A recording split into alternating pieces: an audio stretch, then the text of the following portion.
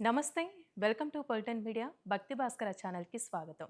ప్రస్తుతం మనతో ఉన్నారు ప్రముఖ ఆధ్యాత్మికవేత్త, ఐకాన్ ఆస్ట్రాలజర్ గట్టుపల్లి సురేష్ బాబు గారు. మరి గురువుగారితో మాట్లాడి మనకి 2026 శ్రీ పరాభావనవ సంవత్సరంలో ఆర్థికంగా బాధపడేవారికి, ఆరోగ్యపరంగా ఇబ్బంది పడేవారికి, మరి వివాహపరంగా అసలు ఈ సంవత్సరం ఏ విధంగా ఉంటుంది, కొన్ని నక్షత్రాల వారికి ఈ విషయాల గురించి అడిగి తెలుసుకుందాం. నమస్కారం గురుగారు.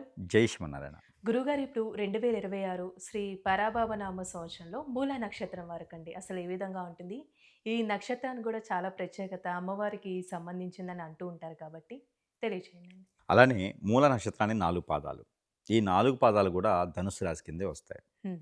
ఇందులో వీరికి యా, యు, యా లెటర్స్. అలానే వీరికి వైతోను, డబ్ల్యూతోను, వి, ఆర్ ఇలాంటి లెటర్స్ అయితే వీరు పెట్టుకోవచ్చు. ఆ లెటర్స్‌తో వచ్చేటువంటి గుణితాలు ఏవైతే ఉన్నాయో వాటిలో వీరు నామకరణం చేస్తుంటారు. అంటే ఎందుకు చెప్తున్నానంటే నామ నక్షత్రంగా ఎవరైనా చూసుకునే పనైతే అలాంటి నక్షత్రం, అలాంటి పేరు ఉన్నవారైతే ఈ నక్షత్రం కింద రావచ్చు హ్మ్. కొంతమేర. ఇక కొన్ని కొన్ని ఏరియాల్లో అయితే గనక వీర వెంకట సూర సుబ్రహ్మణ్య అని పెడుతుంటారు. అది ఏ అవును. నక్షత్రం వస్తదో వాడికే వాడు చెప్తే గాని తెలుస్తది. అది డేట్ ఆఫ్ బర్త్ తెలుస్తది. హ్మ్. ఇకపోతే ఈ యొక్క 4 పాదాలు ఉండేటువంటి మూలా నక్షత్రానికి కూడా ధనుసు రాశి కింద రావడం అనేది దాంట్లోనూ అమ్మవారి యొక్క నక్షత్రం అని గుర్తు చేశారు బాగా. హ్మ్. దాంట్లో మన దుర్గామాత ఎవరైతే ఉన్నారో దుర్గామాత పుట్టినటువంటి నక్షత్రం అని కూడా మనం చెప్పొచ్చు. అవును. అయితే ఇక్కడ మనకి దుర్గామాత పుట్టారు కదా అని చెప్పేసి మనకేదైనా కలిసొస్తుందా అని కాదు. ఎవరి జాతకం అనేది వారికుంటుంది. హ్మ్. ఇప్పుడు రాముల వారు పుట్టినప్పుడో, లేకపోతే వెంకటేశ్వర స్వామి పుట్టినప్పుడో వారికి కలిసొచ్చింది కదా! మనకెందుకు కలిసి రాలేదు అనేది అట్లా ఉండదండి. మన గోచారం, మన దశంత దశలు, దేవుడు. మనకుండేటువంటి ఏదైతే ఉందో అది మన దాని ప్రకారంగా నడుస్తది. హ్మ్. కొన్ని కోట్ల మంది ఉంటారు ఒక్కో నక్షత్రం పుట్టినవారు. అందరూ ఒకే రకంగా సీఎంలు అవ్వలేరు. అందరూ ఒకే రకంగా అవును. పీఎంలు అవ్వలేరు. కాబట్టి వారి వారి యొక్క గోచారం, వారి వారి యొక్క కర్మ, వారి వారి యొక్క సిద్ధాంతం, వారి వారి యొక్క పద్ధతి, వారి వారి యొక్క అక్కడ ఉండేటువంటి గ్రహస్థితి ఇవన్నీ కూడా మనము ఆలోచించుకోవాలి. అప్పుడు మనకేంటంటే గనక ఏంటి అనేది తెలుస్తది. ఇకపోతే హ్మ్. దీంట్లో మొదటి పాదంలో పుట్టిన వారికైతే తల్లి దోషం, రెండో పాదంలో పుట్టిన వారికి తండ్రి దోషం, మూడో పాదంలో పుట్టిన వారికి పుట్టిన బేబీకి దోషం ఉంటుంది. నాలుగో పాదంలో పుట్టిన వారికి ఎటువంటి సమస్య ఉండదు. కాకపోతే వీరికి పుట్టిన తర్వాత ఆర్థిక సంక్షోభం అయితే బానే ఉంటుంది. అందులోను ముఖ్యంగా ఈ మూలా నక్షత్రంలో పుట్టడం విశేషమైతే గనక ఈ మూలా హ్మ్. నక్షత్రం ఆదివారం, మంగళవారం, బుధవారం రోజు వచ్చి పుట్టితే గనక ఖచ్చితంగా వారు అష్టైశ్వర్య ప్రాప్తి ఒకటే కాదు ప్రపంచాన్నే కొనేటువంటి శక్తి, యుక్తులు, డబ్బు, ఆదాయం, వనరులు అన్నీ వస్తాయి. ఆదాయం అనేది బావుంటుంది వీళ్ళకి. బుధవారం, మంగళవారం, ఆదివారం. ఈ హ్మ్. 3 రోజుల్లో గనక మూల నక్షత్రం వస్తే, ఆ రోజు గనక బేబీ ఎవరైనా జన్మించుంటే స్త్రీ, పురుషులతో సంబంధం లేదు. ఈ వారాలకి, ఆ ఒక నక్షత్రానికి 2 కూడా ఈక్వల్‌గా ఉంటాయి. హ్మ్. ఎన్నో వేల ఎకరాలకి అధిపతవుతారు. పుట్టడంతోనే కోటీశ్వరులైపోతారు. కానీ అది అదృష్టం శాస్త్రంగా ఉంటుంది. తల్లిదండ్రులు చేసుకునేటువంటి పుణ్యఫలం కూడా ఉండాలొకటి. అదే. అలానే ఈ యొక్క ధనుస్సు రాశిలో పుట్టినటువంటి మూల నక్షత్రం వారికి పునర్జన్మ ఉంటుంది. ముందు జన్మ ఉంటుంది. ఒకటే హ్మ్. కుటుంబంలో పుడతారు. వీరు అరుంధతి లాంటి వారు. వీరు మరణించిన తర్వాత 3 జన్మల తర్వాత మూడో జనరేషన్‌లో మళ్ళీ వస్తానని చెప్తూ చూసారా? అదే విధంగా వీరు కూడా ఒక జన్మ అయిపోయిన తర్వాత మరొక జన్మ అదే ఇంట్లో పుడతారు. అదే మూల నక్షత్రం యొక్క గొప్ప విశేషం. హ్మ్. 7 తరాలంటారు. 3 తరాల పాటు ఒకే ఇంట్లో పుట్టేదాన్నే ఈ యొక్క మూలా నక్షత్రం అంటారు. మరొకటి వీరు వారి తాతల యొక్క పేరు ప్రఖ్యాత ఉన్నారనుకోండి. ఆ విధంగా దాన్ని పెంచేదానికి ప్రయత్నం చేస్తూ ఉంటారు. వీరికి కొంతకాలంగా మనం గమనించినట్టయితే గనక వారి యొక్క గుణం వీరికి నక్షత్ర పరంగా అయితే వారి యొక్క గుణం గావచ్చు, గుణగణాలు గావచ్చు చాలా మంచివారు, మంచి వ్యక్తులు, మూర్ఖులు. ఎవరికీ తెలియని కనపడనటువంటి మూర్ఖత్వం వారి దగ్గర ఉంటుంది. ఏ పనైనా వారు చేయగలుగుతారు. 2 రకాలు చేస్తారు. ఒకటి వ్యాపారం చేస్తారు. రెండోది జాబు చేస్తారు. 2 హ్మ్. రకాలుగా చేసేటువంటి నక్షత్రాలు చాలా తక్కువుంటాయి. అదే. దాంట్లో ముఖ్యంగా ఈ మూల నక్షత్రం. ఈ హ్మ్. మూల నక్షత్రం వాళ్ళకి అమ్మవారి యొక్క అనుగ్రహం కూడా చాలా ఎక్కువగా ఉంటుంది. వీరికి ప్రయాణాల్లో కానియండి, గ్రహరీత్యా కానియండి, ఏదైనా దోషాలు గాని, గండాలు గాని ఉన్నప్పుడు చాకచక్యంగా తగ్గిపోతాయి అవి. పెద్ద కొండరాయి వచ్చి వీళ్ళ నెత్తిన పడేది, గుండ్రాయి వచ్చేసి కాలికి తగులుతది. హ్మ్. అంత చిన్నగానే వీరికి ఏ మంత్రం చేయరు, ఏ మాగు చేయరు, ఏ పూజలు ఎక్కువగా చేయరు వీరు. ఎవరిని ఎక్కువగా నమ్మరు వీరు. కానీ హ్మ్. వీరికి మంచి జరుగుతది. ఎందుకంటే అమ్మవారి యొక్క అనుగ్రహం అనేది వీరి వెంటనే ఉంటుంటది. వీరికి ఎప్పటికి కూడా గ్యాస్ ట్రబుల్ గాని, మజిల్స్ పెయిన్ గాని, స్టమక్ రిలేటెడ్ సమస్యలు గాని, అలానే బ్యాక్ L4, L5 గాని, ఇమ్యూనిటీ తక్కువ గాని, షుగర్స్ ఎక్కువ గాని, లేకపోతే లో బీపీ గాని ఎక్కువ శాతం కనిపిస్తా ఉంటాయి. స్ట్రెస్ అవుతూ ఉంటారు ఎక్కువగా వీళ్ళు. కొంచెం ఆరోగ్యం అనేది. ఆ! చిన్న చిన్న విషయాలకు కూడా స్ట్రెస్ అవుతారు. సూక్ష్మంగా ఆలోచిస్తారు. భూతద్దం పెట్టుకొని ఉంటారు ఎప్పుడు గూడా. చిన్న విషయం హ్మ్. గూడా ఆలోచిస్తుంటారు. సెంటిమెంట్స్ కొంచెం ఎక్కువగానే ఉంటాయి వీరికిను. కాబట్టి అదే. వ్యక్తిపరంగా అయితే మంచివారు.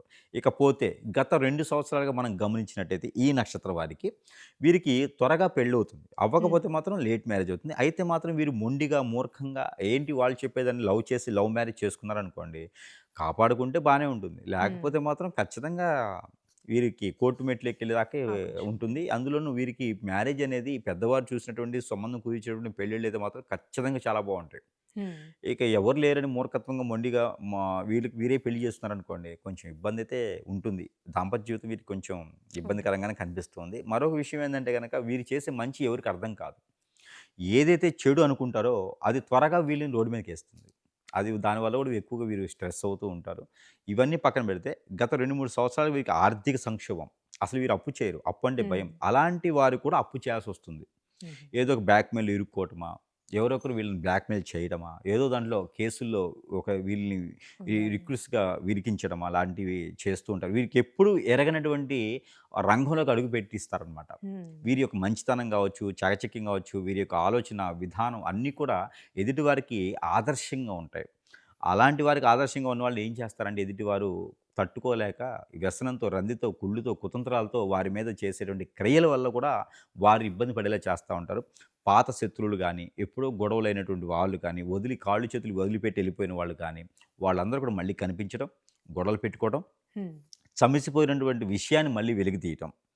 కాబట్టి ఇలాంటివన్నీ కూడా వీరికి ఈ మధ్యన స్ట్రెస్ ఎక్కువగా కనిపిస్తోంది. గ్రహరీత్యా కూడా దోషాలు ఎక్కువగానే ఉన్నాయి. ఇకపోతే వీరికి ఈ యొక్క పరాభనమ సంవత్సరంలో అయితే గనక, పరాభవన సంవత్సరం వచ్చిన నెల మాసం తర్వాత అంటే ఏప్రిల్ 5, 6 తారీఖుల్లో గురువు, బుధుడు మారుతూ ఉంటారు. హ్మ్.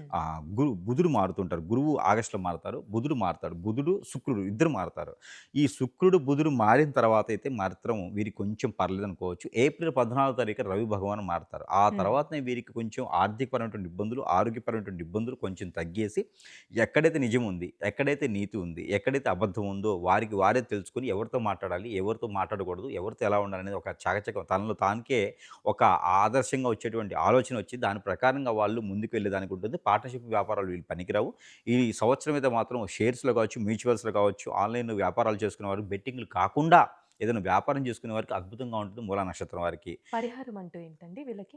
వీరికి పరిహారం గూడా వచ్చేసి ఎన్నో రంగాల్లో ఉన్నటువంటి వీరికి బ్యాంకింగ్ రంగాల్లో చాలా అద్భుతంగా ఉంటుంది కాబట్టి ప్రయత్నాలు చేసుకోవచ్చు. వీరికి నిలదొక్కునే దానికైతే మాత్రం కొంచెం తక్కువగా ఉంటుంది. ఇక వీరి జీవితంలో ఎన్నో రకాల ఒడిదుడుకులను ఎదుర్కొంటూ ముందుకు వెళ్ళేలాగా ఉండాలి కాబట్టి వీరికి ఖచ్చితంగా పరిహారం అయితే పితృదోషాలు ఉంటాయి కాబట్టి వీరికి ఈ పితృదోషాలకు సంబంధించినటువంటి పరిహారం చేసుకోవాల్సిందే. నల్ల నువ్వులు, నల్ల మినుములు, నల్ల మిరియాలు అలానే ఈ 3 కూడా తీసుకెళ్ళాలి. గోధుమలు, గోధుమ పిండి కూడా తీసుకెళ్ళాలి. హ్మ్. మైదా పిండి కూడా మైదా తీసుకెళ్ళాలి. ఇవన్నీ కూడా కలగలుపుకొని ఒక పిండిలా చేసుకోవాలి. చేసుకున్నటువంటి పిండిని ఆజ్ఞన వదలాలి. తర్పణం అంటారు. ఆ తర్పణం అనేది నీటిలో వదలాలి. స్నానం చేసుకుంటే నీటిలో తర్పణం వదలాలి. ఇది 3 మాసాలకు ఒక్కసారి చేస్తే గనక పితృదోషాలు వీళ్ళకి తగ్గిపోతా ఉంటాయి. పితృలు వీరి మీద ఎక్కువ శాతం ఉంటూ ఉంటారు. అలాంటి పితృదోషాలు వీరికి పోతాయి. ఆ తర్వాత గురువారం రావి చెట్టు కింద దీపారాధన చేసుకోవాలి. ఎన్ని గురువారాలు కుదిరితే అన్ని గురువారాలు చేసుకుంటే గనక వీరికి ఉన్నటువంటి ఆర్థికపరమైన ఇబ్బందులు, ఆరోగ్య సమస్యలు, స్ట్రెస్ ఫీలు, శత్రు భయం అన్నీ కూడా వీరికి పటాపంచలైపోతాయి. అప్పుడు వీరు అనుకున్నది సాధించుకోవడానికి చాలా అద్భుతంగా ఉంటుంది. వీరికి వీరే ప్రతిరోజు హ్మ్. దిష్టి చూసుకుంటే ఎగ్ ఉంటుంది. కోడిగుడ్డు. ఈ కోడిగుడ్డుతో పాటు ఇసుక రేణులుంటాయి. అవి ఓకే. లెక్కేసే అవసరం లేదు. ఆ ఇసుక రేణులు ఒక చెంచా తీసుకొని వారు తల చుట్టూతా తిప్పుకొని, ఆ గుడ్డు పగలకుండా రోడ్డు హ్మ్. పక్కన ఎక్కడైనా కాలువలో గాని, ఎక్కడైనా పెట్టేసొస్తే గనక సరిపోతుంది. ఇలాంటివి చేస్తే వారికి ఆ ఒక ఒడుకున్నటువంటి సమస్య, వారికున్న గ్రహదోషాలు అన్నీ కూడా కొంతమేర పటాపంచలైపోతే ఈ జీవితంలో ముందుకు వెళ్ళాలంటే పరాభవనం సంవత్సరం మొదటి అడుగైతే వేయొచ్చు. ఎవరిని హ్మ్. నమ్మకుండా వేయొచ్చు. పెళ్లి కాని వారికైతే మాత్రం ఒక పరిహారం ఏంటంటే గనక, వారు ఏదైతే చెడు వ్యసనం ఉందో, ఆ చెడు వ్యసనాన్ని ఏదైనా ఫ్రూట్ మీద చదువుకొని నేను ఇక జన్మలో ఆ చెడు వ్యసనం జోలు వెళ్ళను అని అనుకోని ఆ ఫ్రూట్ నీళ్ళలో వదిలేస్తే ఆ ఫ్రూట్‌ని తినకూడదు. ఆ హ్మ్. చెడు వ్యసనం జోలు వెళ్ళకూడదు. అప్పుడు వీరికున్న దోషాలు కూడా పటాపంచలైపోతాయి. ఇలాంటి పరిహారాలు చేసుకొని అదృష్టవంతులవ్వచ్చు మూలా నక్షత్రం వారు పరాభవనామ సంవత్సరంలో. చాలా చక్కగా తెలియజేశారు గురువుగారు. ధన్యవాదాలండి.